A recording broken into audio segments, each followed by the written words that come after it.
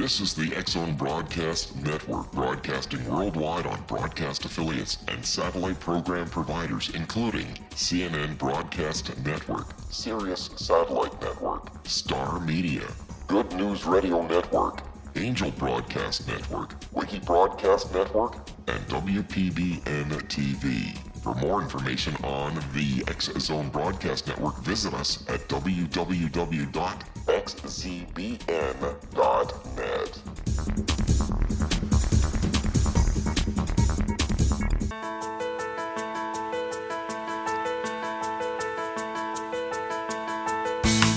Welcome to Connecting with Coincidence. I am your host, Dr. Bernie Beitman, MD. I'm a psychiatrist in private practice and a faculty member at the University of Virginia. Each week, my guests and I talk about meaningful coincidences, synchronicity, and serendipity. We discuss synchronicity from its many perspectives, spiritually, practically, and statistically. Why? To increase your connection to coincidences so that you can benefit from coincidence awareness in your daily life. I have written a book also called Connecting with Coincidence. Put that phrase, Connecting with Coincidence, in your web browser to find my book, my Psychology Today blog, my website, and social media sites. If you want to know how sensitive you are to coincidences, please go to my website to take the Weird Coincidence Survey, Connecting with Coincidence. Our guest today is Tara MacIsaac, a reporter and editor for the Beyond Science section of the Epoch Times. She explores research and accounts related to phenomena that challenge our current perspectives. Tara, welcome to the show. Thank you for having me. Oh, it's a pleasure. Tara and I have known each other for several years, and I've been always curious about asking her about how she happened to want to interview me. She came to Charlottesville when she was living in New York City and working for Epoch Times to interview me and several other people for the Division of Perceptual Studies, where we study reincarnation, near-death experiences, and other parapsychological phenomena. And Tara, in her writing about beyond science, things that challenge our current perspectives, became interested in synchronicity and coincidences and contacted me. How did that happen, Tara, and how did you decide to come visit? Well, I don't remember precisely how I came across an article from somebody interviewing somebody at Northwestern University, I believe, and it was about the science behind coincidences, and it mostly talked about probability. And I wanted to look into it further. So, in my writing, I like to focus on academic sources and studies. And so, there are certain ways to Google search, for academic papers on certain subjects. And I looked for those on coincidence. And some of your work came up. So I started to read through it, and I thought it was very interesting.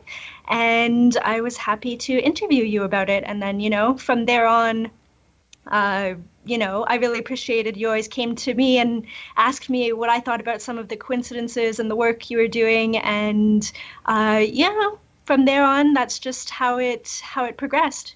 Oh, good. That's very logical.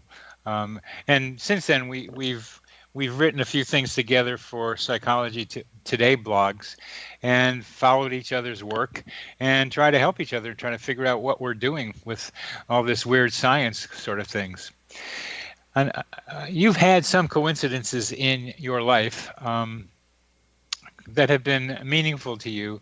And let's talk about one of them, and Falun Dafa.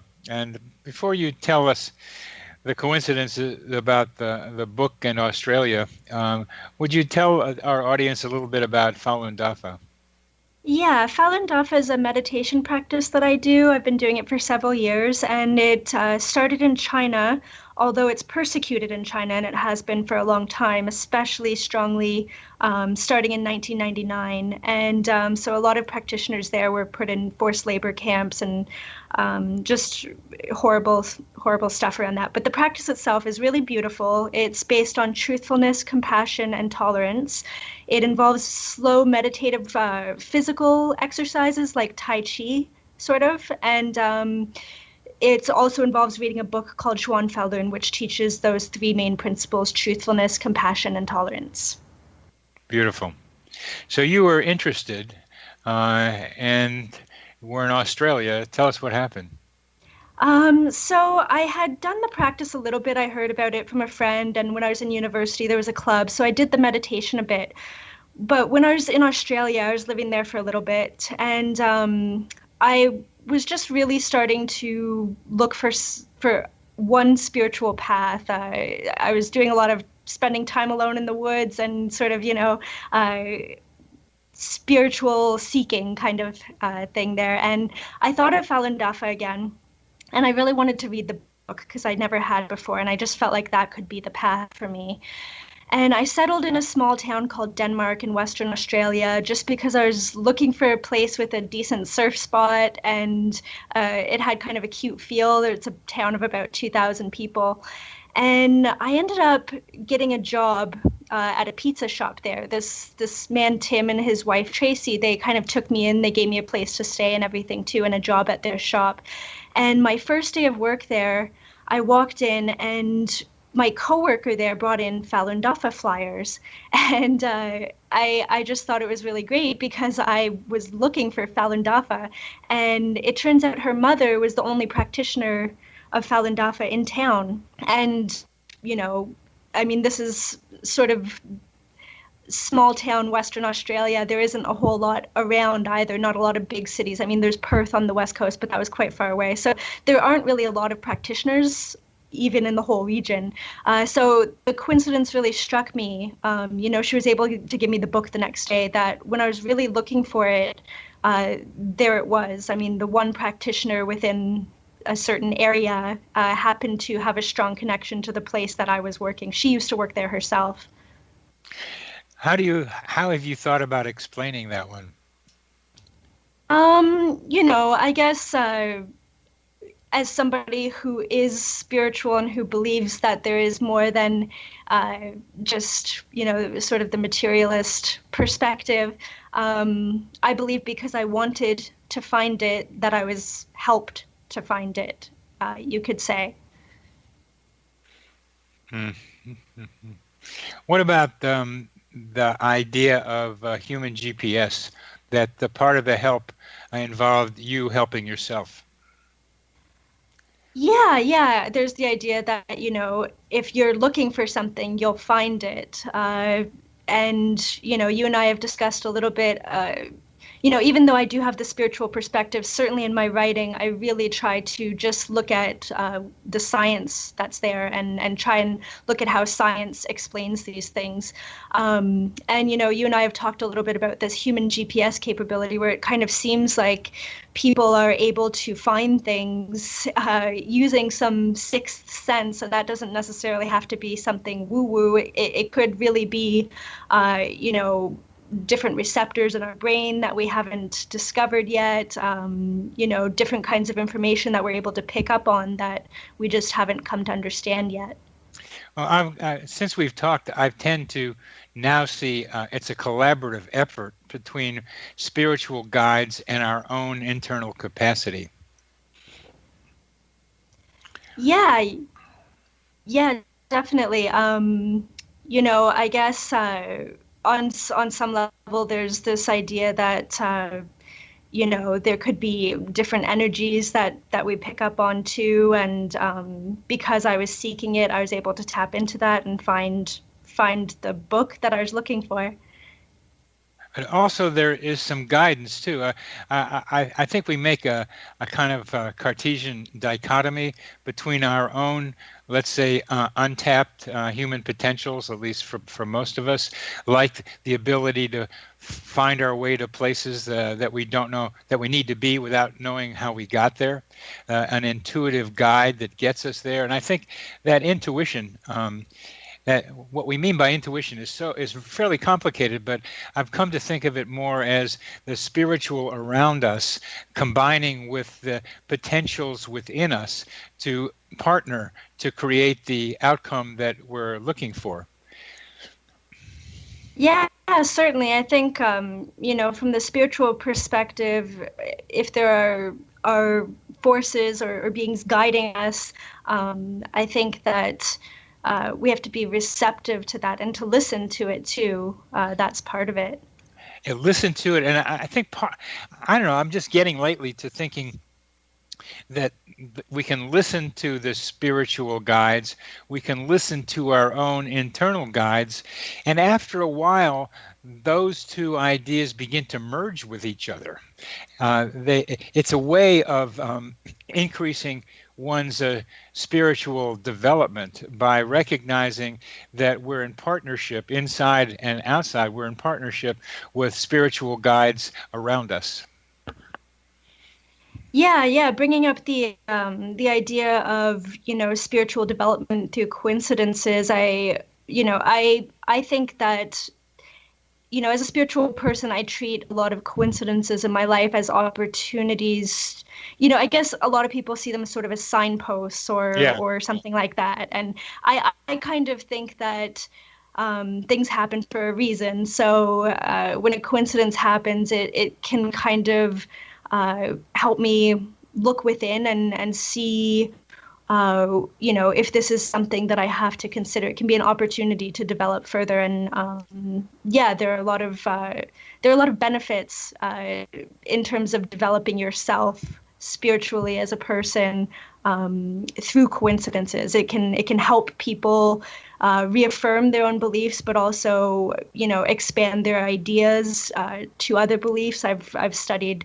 You and I have both, read about coincidences where people maybe even didn't believe in anything before, maybe were atheists, but they encountered something that really shook them, and it spurred them to consider spirituality or to grow a little bit more as a person. That's how they feel anyways. There are different perspectives on it.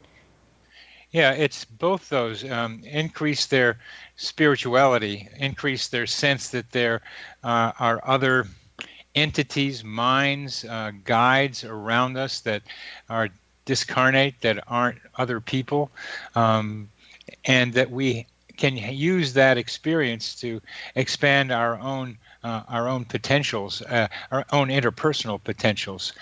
And this coincidence of yours in Australia was fairly life transforming. You were ready for it. You got the book, and soon afterwards, you have become a fairly strong practitioner of Falun Dafa. Yeah, and at the time, a lot of the Buddhist readings and other paths that I had explored, it all came together at this time where they were saying that you needed one path and one master and to guide your cultivation and that kind of thing. And I was actually saying in my mind at the time, I want to find a path so that I can attain enlightenment for the good of all beings. It's kind of a Buddhist idea. And so I really think that I had that strong thought that I kept reinforcing again and again and again. And I found what to me is, the path I was looking for. This idea of one path and one master, that I have shied away from doing that, trying to go across spiritual traditions and picking from each one what I think might be useful. Coincidences span like that. But we'll continue this discussion in our next segment. Our guest today is reporter Tara MacIsaac and good friend, and we'll be back after a very short break.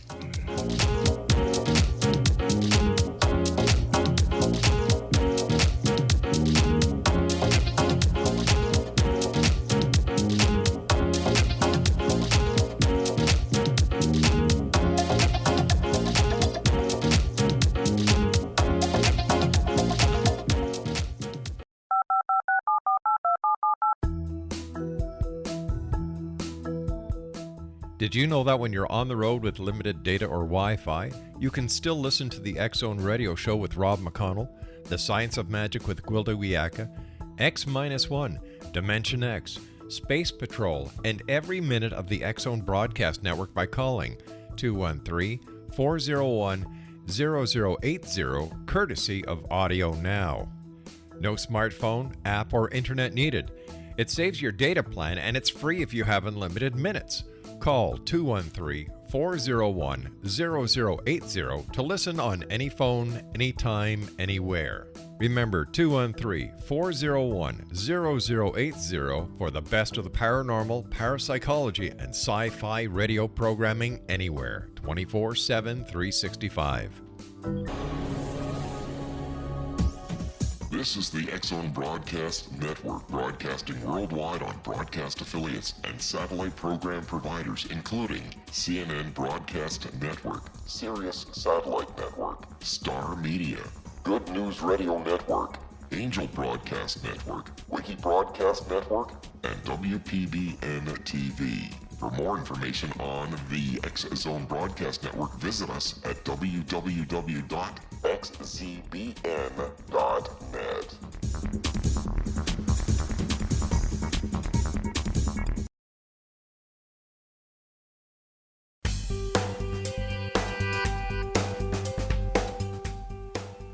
Welcome back to Connecting with Coincidences, CC with BB. I'm your host, Dr. Bernie Beitman, MD, and our guest today is reporter Tara MacIsaac from Epoch Times, talking about some of her coincidences and her studies of coincidences.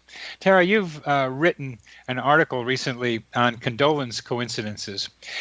They have struck me as a very firm, defined category of coincidences reported through many different cultures over much time, and they refer to how when someone dies, in some way, a representation, a symbol of that person appears in the grieving person's surroundings and acts as condolences, acts as support, acts as reassurance that things aren't as bad as they feel. They help the grief-stricken person. Could you tell us about that article and some of the stories you ran across? Sure. The example that stood out to me most was this. This woman, Jennifer Hill, she wrote her PhD thesis on condolence coincidences, and she had a personal one that sort of started her on that path of research. And basically, when she was a little girl, she was with her grandmother, and they were returning from her grandfather's funeral. And as they were entering her grandmother's house, they saw a gardenia flower blooming beside the door, and it was November. It was definitely not the time for this flower to be blooming. And gardenias are her grandmother's favorite flower. And her grandmother hadn't really allowed her grief to come out in tears anyways up to that point. But when she saw it, she felt like it was a sign from her husband who had passed away. It was a symbol of their marriage, their 40-year marriage. And she was able to let her grief out and to heal through that. And Jennifer Hill, who wrote about this in her thesis, she reviewed a lot of the literature. There have been some studies done on, people who have been grieving and experienced these kinds of coincidences and the impact it's had on them.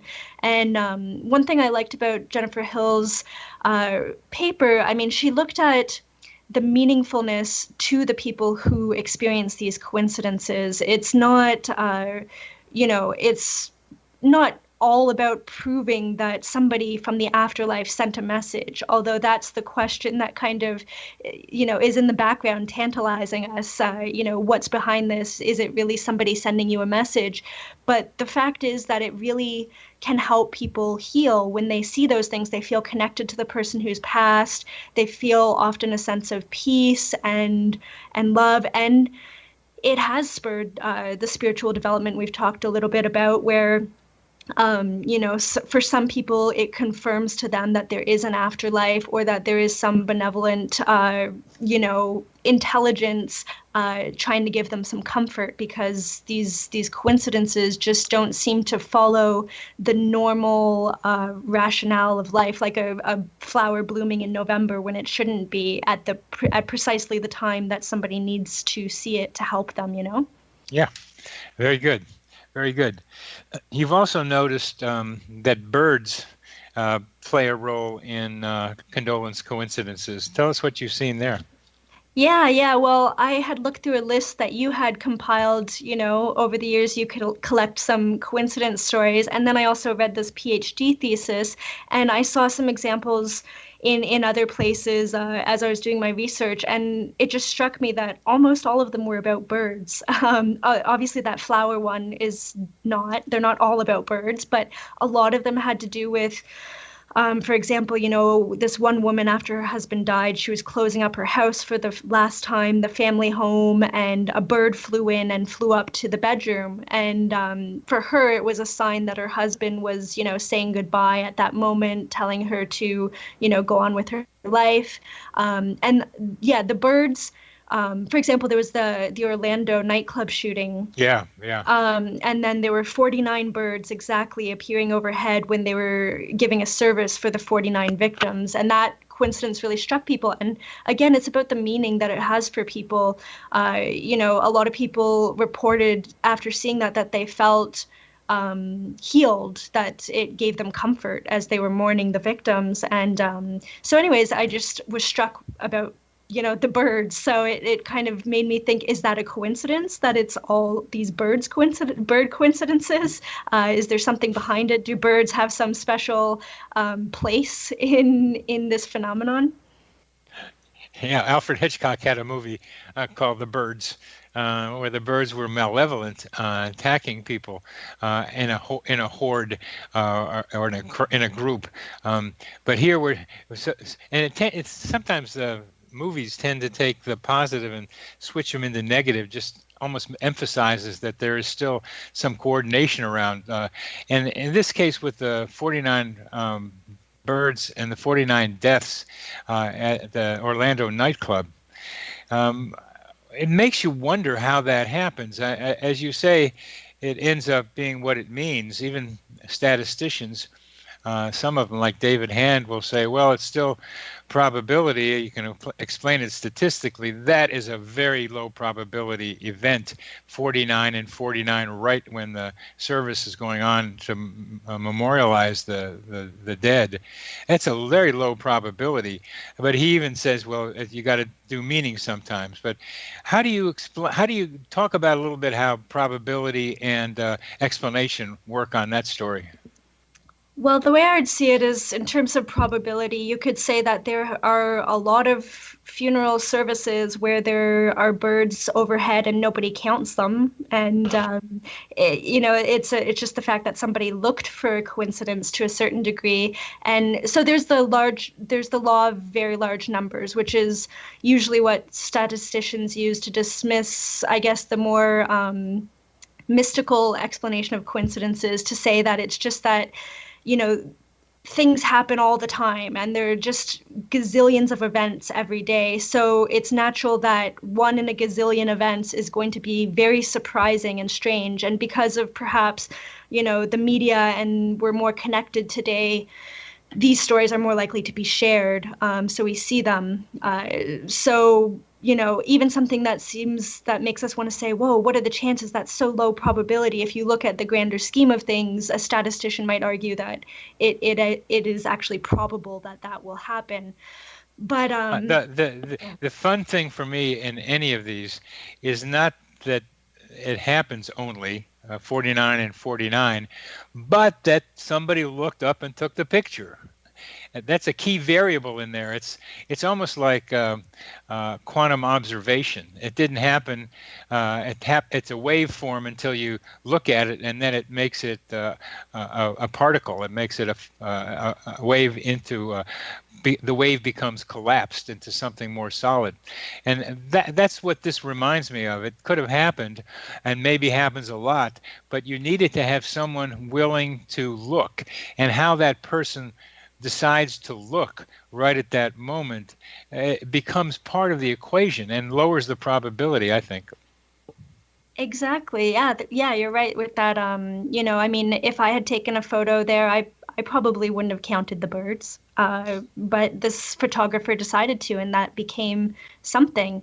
And I guess, in terms of birds, to noticing that birds have to do with a lot of the condolence coincidences, you could say that it's because birds are everywhere. No matter what country you're in, there are birds around. They're in a lot of different settings, outdoor funerals, that kind of thing. So maybe there's a higher probability that if there are all these condolence coincidences, that some of them would have to do with birds. But there are other, yeah. That's because birds are around all the time.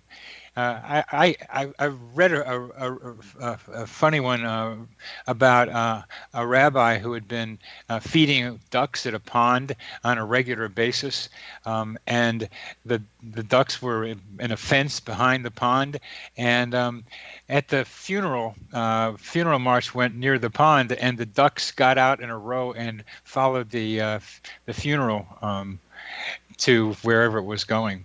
That's a little more intentional. He'd had a relationship with them, and the birds followed, partly because they had a relationship. And that suggests to me that somehow there's a consciousness in some of these things that can do something we can't do, which is fly around, that somehow pulls some of them to where there is grief, and in a way that they are there to help with condolences, to comfort the grieving. And it's a way of concretizing the spiritual into flying beings that then come to us. They're almost representatives of higher spiritual beings that we can't see. Yeah, there's also the idea, with homing pigeons and migratory birds, the mechanism isn't fully understood, how it's partly understood how they navigate. It's not entirely understood how they, map locations really in their minds. And part of that has to do, as far as scientists know so far, it's still a bit mysterious, that with, for example, in homing pigeons, some iron particles in their beaks that help them align with the magnetic field of the Earth. And, if there is some sort of energy on a physical level that we don't fully understand yet, that we're connected to, that we're receiving, it could be that these birds are more sensitive to it and they tap into it. With the duck story, there was a similar story about elephants that I read before, where these elephants that had a strong connection with a man who died came to mourn him, and it seemed as though from far away they knew that he had died, and they came and just stayed by his house, and it was very uncharacteristic, very unusual. So it could be that animals are able to pick up on these things too, and they just maybe are a bit more open to following their intuitions because they don't have the complex thoughts that we do about, oh, that's not rational, I'm not going to go to somebody's house just because I feel I should go there, or something like that. And the duck story actually was, I think, low probability because of the details too. Those ducks, I know the story you're talking about, those ducks had never left this enclosure before. They were always happy to stay within this area. And the widow, she didn't know how they got out of the fence because it was a fenced-in area. So it wasn't just that the ducks were there at that specific time. They had, in 30 years, they had never left their enclosure. So sometimes when you dig down into the details too, and all of the different elements that come together, the view of the probability changes. It almost seems to become lower and lower probability. Yes. And this digging down is such a valuable thing to do, both to see if you can find common scientific explanations, as well as to unveil yet more low probability ideas that make it seem even more astounding. And when I look at these low probability events, I tend to say that there's a hidden mechanism. And the low probability, not always, makes me want to look for what that mechanism is. And as we're talking, I begin to see vibrational energies coming out of the grieving people that animals can pick up. I mean, a cat named Oscar could tell when people were dying and go to their bedsides, and a lot of other stories like that. We're coming to the end of this segment. Our guest is Tara MacIsaac. We're talking about a range of coincidence possibilities, and we'll be back after a short break.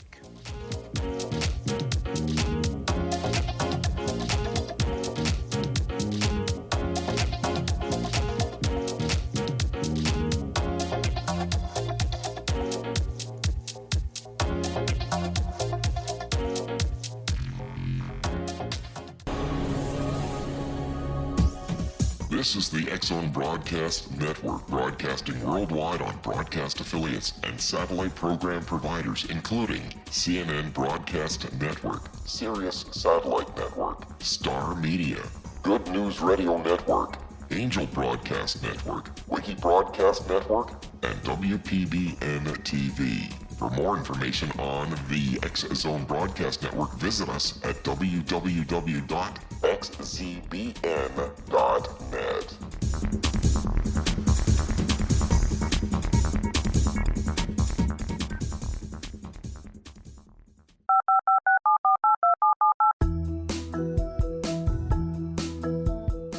Did you know that when you're on the road with limited data or Wi-Fi, you can still listen to the X-Zone Radio Show with Rob McConnell, The Science of Magic with Gwilda Wiyaka, X-1, Dimension X, Space Patrol, and every minute of the X-Zone Broadcast Network by calling 213-401-0080, courtesy of Audio Now. No smartphone, app, or internet needed. It saves your data plan, and it's free if you have unlimited minutes. Call 213-401-0080 to listen on any phone, anytime, anywhere. Remember 213-401-0080 for the best of the paranormal, parapsychology, and sci-fi radio programming anywhere, 24/7, 365.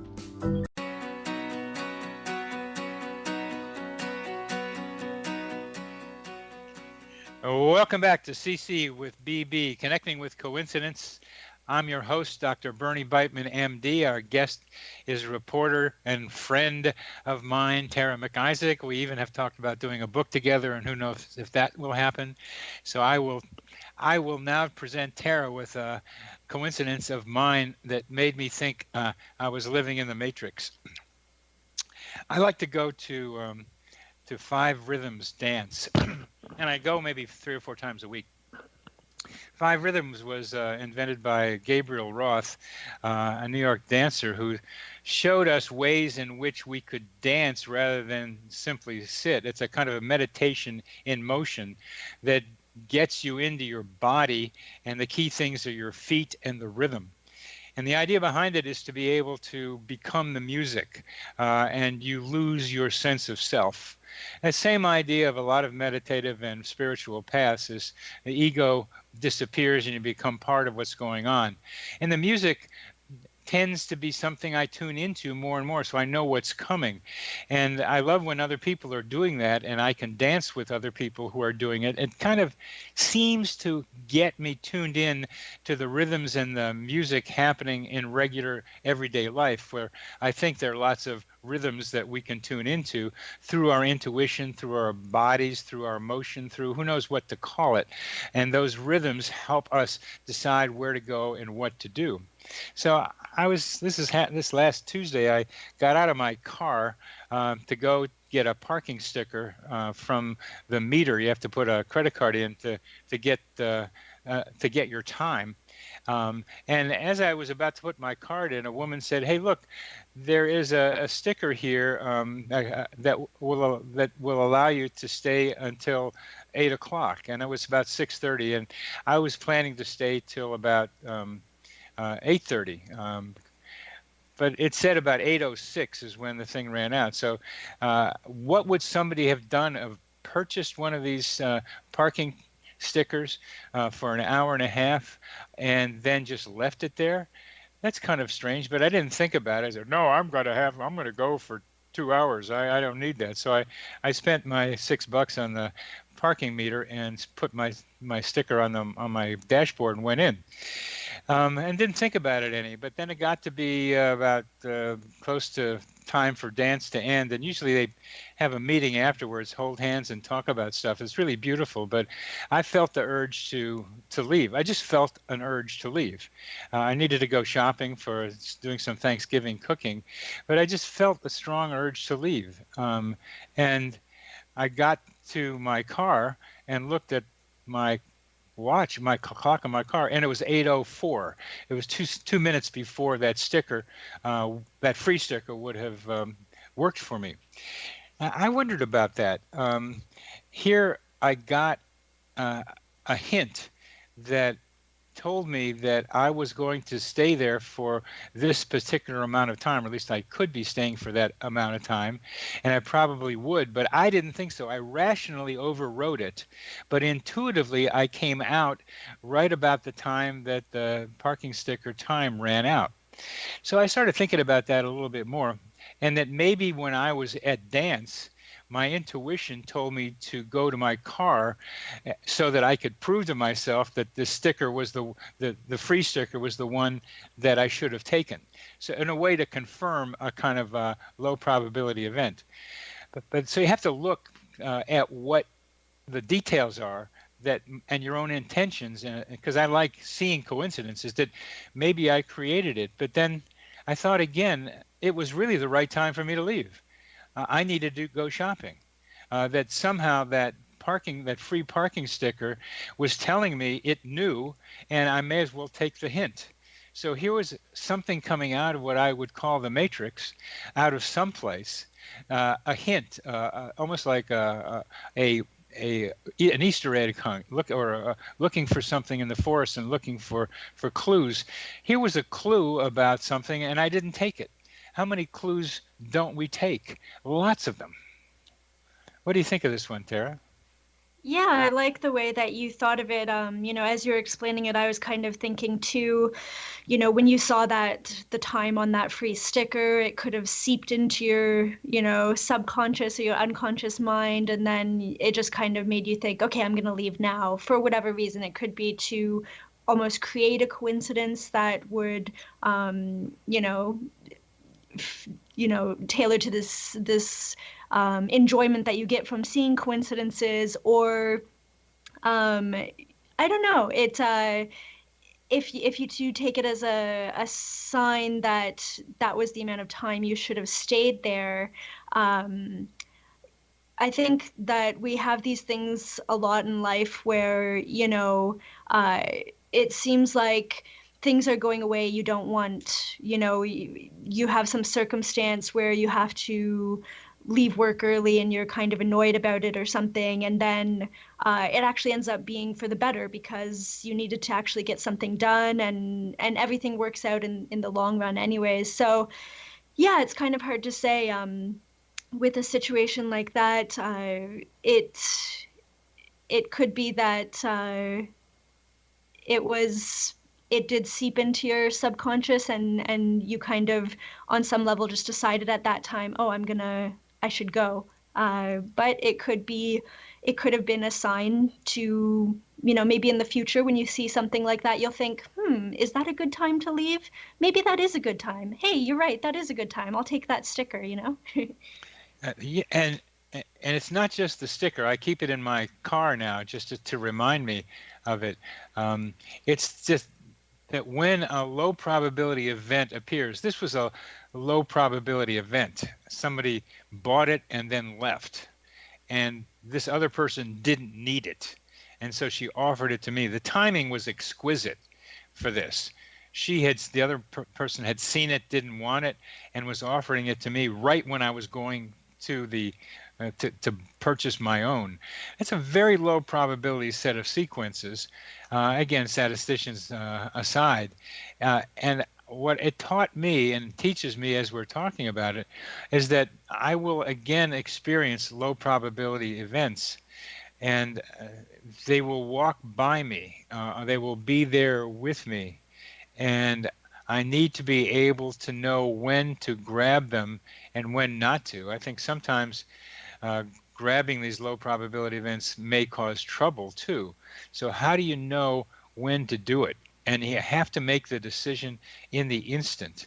The person I had on the program last week talks about organizational leadership and synchronicity and human GPS and groups acting as one, because he had an experience in which he was part of a group as an 18-year-old helping people out of the rubble of a tornado in 1953 in Waco, Texas. And without talking, this group worked as a team, almost like birds or fish moving together. And he got struck by that idea that human beings could do that as well, and tries to teach organizations and companies to be able to do the same thing. And one of the things he advises CEOs and others to do is to be able to take the opportunity that presents itself in the moment, right then.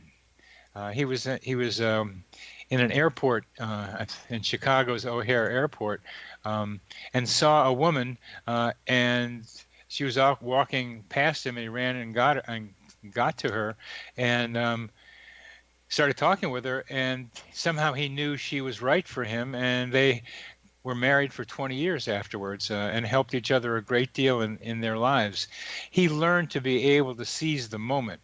And this was a much smaller version of it, this parking sticker, but it's the same idea. When do you know to pick? When can you seize that opportunity, that low probability that happens in that moment? And then if those things happen like that, how do they happen? How do I explain that parking sticker showing up right then? As small as it is, it seems to me to be a very good lesson for me, for you, for our listeners, to be able to be tuned in to mind and environment and be able to act quickly on what's in front of us. Yeah, certainly. I think that the useful coincidences and when to follow a coincidence or not, to make a decision based on a coincidence, it's dynamic. It's like everything in life. It depends on the particular situation. With the man you were saying who met his future wife sort of through a chance meeting, I think that taking the opportunity when something seems to be showing you that this is something that could be good, taking that initial opportunity is good. If it's something that, relates to a bigger decision in life, just giving it more consideration when you have time is good too. Like with the parking sticker, taking the sticker and realizing, wow, that's a low probability occurrence. That's a coincidence. Let me mull that over for a few minutes. Should I leave at that time? You know what? That is a good idea. I will. But if it really isn't something you want to do, if you really didn't, when that parking sticker was out and you really wanted to stay and talk, you wouldn't leave just because the parking sticker told you to, right? And similarly, that man, if he dated this woman for a little while and realized that he didn't want to marry her, he shouldn't, just because the way they met was, amazing and magical and coincidental in a way. Very good. Very good. You have an example of that when you were walking down the street in Brooklyn. Yeah. I used to live in Brooklyn, and I was just walking down the street back to my apartment, and I was talking to my dad on the phone, and my dad had a car accident when I was a baby, and he's brain injured and partially paralyzed, and I was just kind of worried about him. He has a caregiver, but I just felt like he needed more care, and it was this thing throughout my adult life. Once I became old enough to realize that I can take some responsibility for my dad, I always felt that I wanted to be his caregiver and help him more. But I was, in my 20s, and I wasn't sure if I was ready to make that commitment, because I would have to move back to Canada, and it's a big commitment to make for the rest of his life. And so anyways, I got off the phone with him and I closed my eyes as I was walking, just briefly. I wasn't going to run into anything, but I asked the question in my mind, what should I do about my dad? And I opened my eyes, and right in front of me, literally in red neon letters, were the words on the side of a building, assisted living.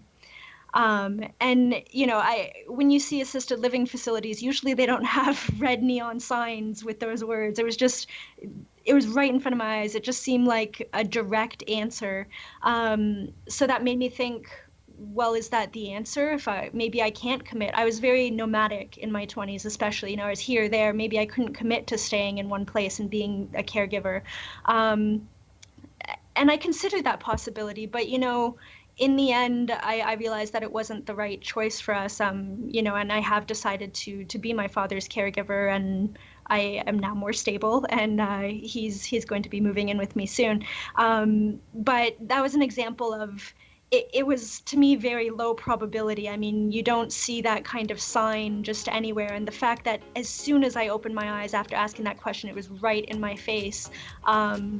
It made me consider that possibility, but I also just really looked rationally at the pros and cons and what was right for the situation, and didn't just, follow what the coincidence told me. We're at the end of this segment with Tara MacIsaac. We'll be back after a short break.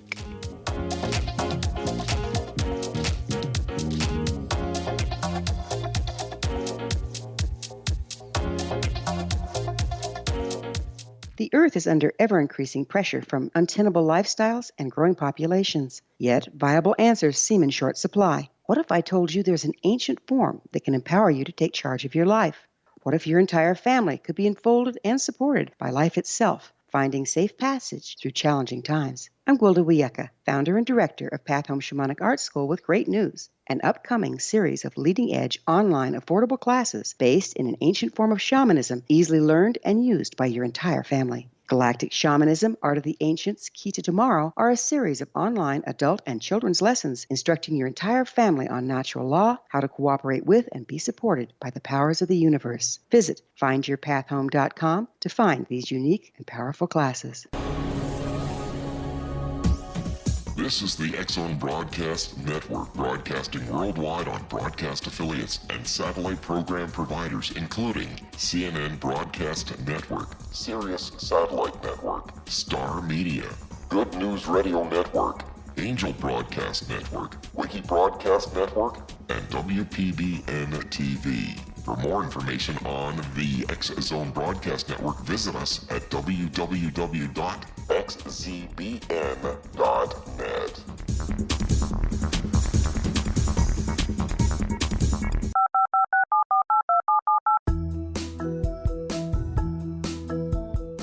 Did you know that when you're on the road with limited data or Wi-Fi, you can still listen to the X-Zone Radio Show with Rob McConnell, The Science of Magic with Gwilda Wiyaka, X-1, Dimension X, Space Patrol, and every minute of the X-Zone Broadcast Network by calling 213-401-0080, courtesy of Audio Now. No smartphone, app, or internet needed. It saves your data plan, and it's free if you have unlimited minutes. Call 213-401-0080 to listen on any phone, anytime, anywhere. Remember 213-401-0080 for the best of the paranormal, parapsychology, and sci-fi radio programming anywhere, 24/7, 365.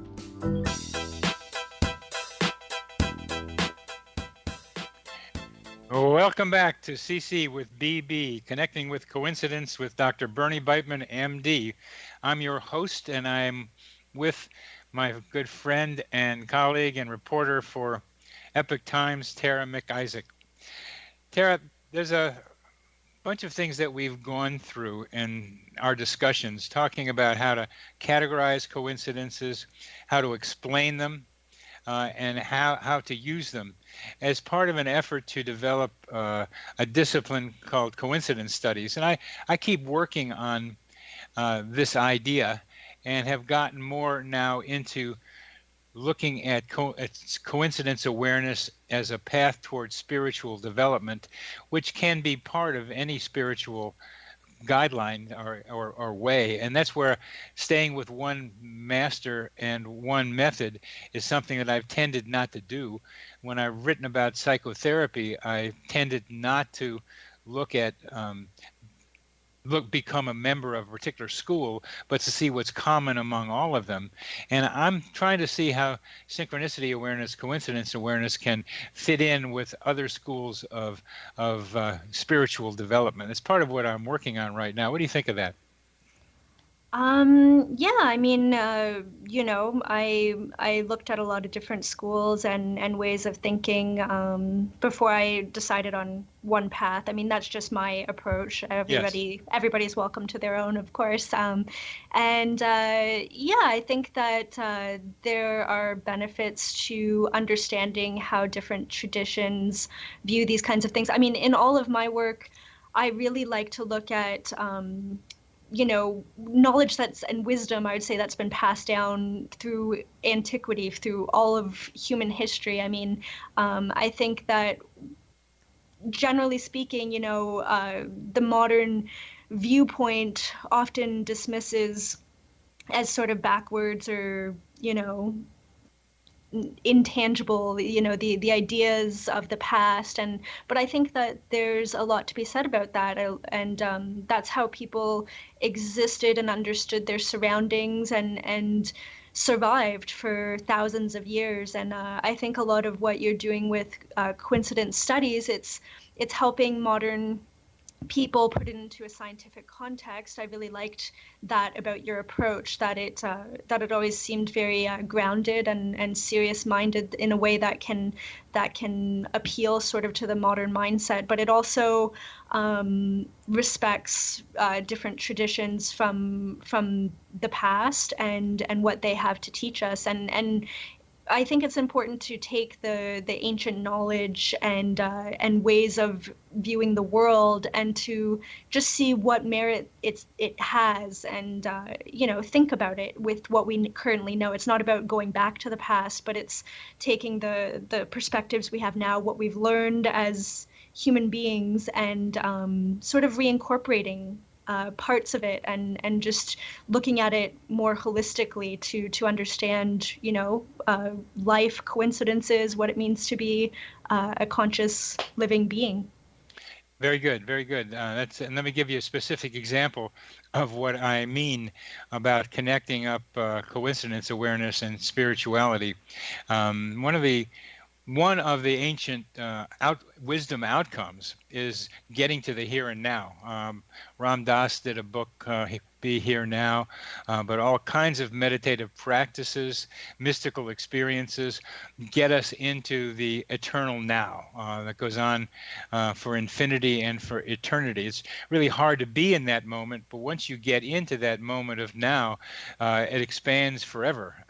And it's a wonderful place to be able to visit, if not be in for some prolonged period of time. And I'm suggesting that coincidence awareness, synchronicity awareness, can lead people into the fullness of the here and now also. And it happens by noticing that something in your mind is similar to what's happening around you. And the more you notice that what's in your mind and what's around you have some correlation with each other, the more you can see that many of the other events happening around you are also related. That Jung called synchronicity, the definition of synchronicity was based on a Chinese idea of things falling together in time. It was a causal way of thinking in China, ancient China, that said that things didn't cause each other as much as they happened together. And once you start being able to see coincidences between your mind and your environment, you begin to see more possibilities that what's happening around you are all related to each other, and that brings you into the here and now.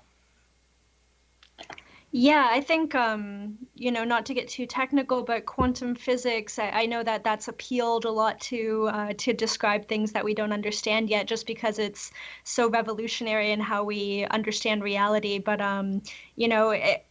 fundamentally, it's really showing us that on a certain level there can exist things that don't really adhere to our understanding of, things being separate, whether it's people being separate or particles being separate or events being separate in time. Basically, it makes us rethink on a certain level the relationships that we currently understand in space and time. I think it could relate. Yeah, I'm trying to see how events falling together in time um, might relate to the quantum physics ideas about time and space being much more flexible than we think it is. Yeah, I guess I mean the idea is in my understanding anyways at a very microscopic level where there are it's there are these waves. For example, there's this idea of human consciousness or the mind, that it's actually sort of, to simplify it, these waves. So it's not that there are separate neuron particles and they're communicating with each other through these pulses, but rather that there's this wave that simultaneously connects different parts of your thoughts and your brain into a cohesive consciousness. So I guess what I'm trying to say is that it's at a certain level there's it's a simultaneous connection. Yeah. Does that make sense? Yes, yes. A simultaneous connection. Simultaneous connection of these waveforms that create your thought patterns. And I'm trying to say, even thinking back about elephants and ducks, that these waveforms are not only around my mind, these coherent waveforms, but they're also emanating from or part of or related to waveforms that are around us that other beings can pick up.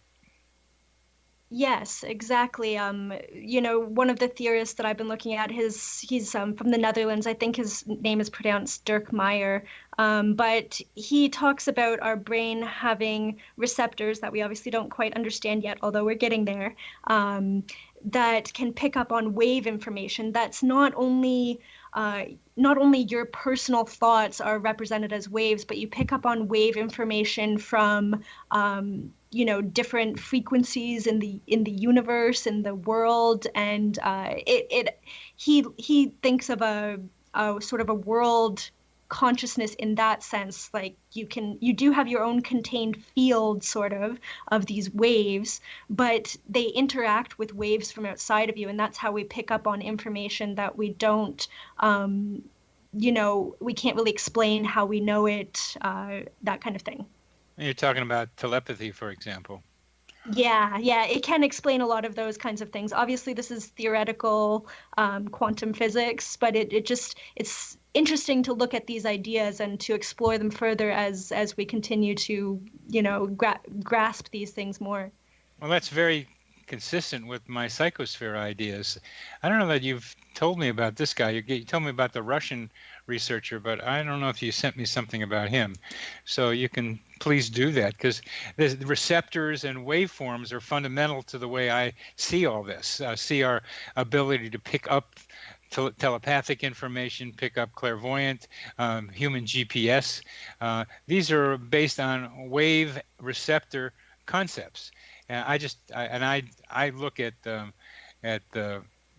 the psychosphere as having something to do with our mental atmosphere, or being our mental atmosphere. And in this mental atmosphere, we exchange information in some ways, and that there are not only waveforms that we exchange information through, but there are condensations of waveforms in the psychosphere, in our mental atmosphere, located below the ionosphere and the Earth's crust. And in these condensations are some entities that are helping to guide us in our lives.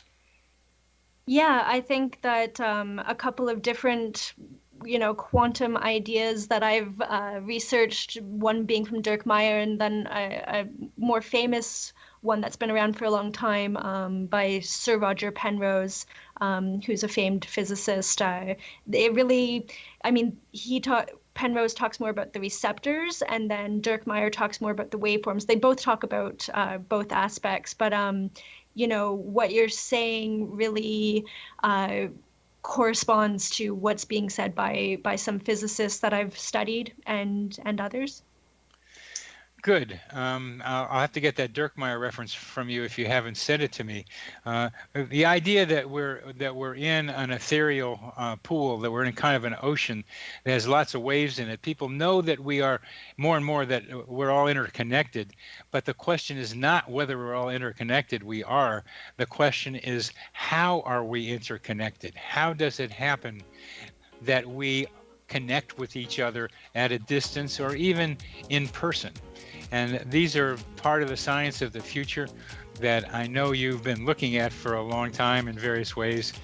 And we're coming to the end, Tara. It's been a beautiful discussion with you. Thank you very much for being on my show. Thank you again for having me.